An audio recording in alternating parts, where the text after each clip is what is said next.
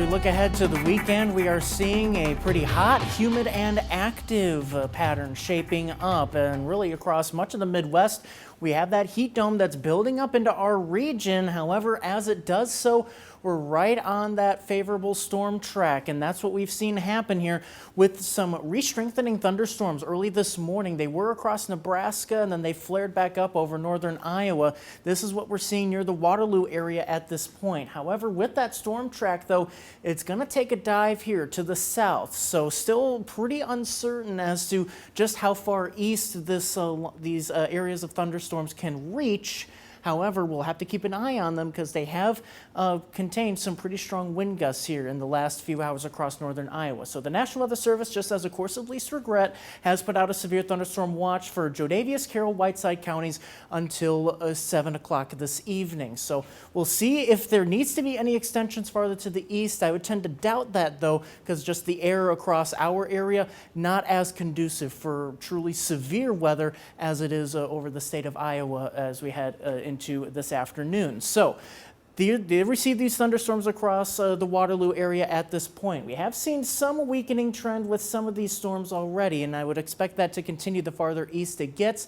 However, if it can hold together, we could see some pretty strong wind gusts, also some very heavy rain, also plenty of lightning with these storms as well. So putting a track on this, moving at about 45 miles per hour. Again, this is on a straight line. We're expecting these to shift off to the south, but again, just to get an idea in terms of timing, would be reaching the Galena area closer towards 6 o'clock, Freeport towards 7, Rockford towards 7:30. So we still have plenty of dry time ahead of these. So if you're heading out to any 815-day celebrations outside, you still have plenty of time to do that. And even if, in terms of Rockford specifically, these storms may just miss us off to the west. So just keep an eye on the forecast, have the Storm Track 13 app ready, and that'll get you alerts for lightning as well, just to give you that idea that, hey, it's maybe time to get inside if lightning is approaching. So tonight, we may also see some more scattered showers and thunderstorms developing. However, again, pretty slight chances for that. They'd be pushing east of us as we head towards dawn tomorrow.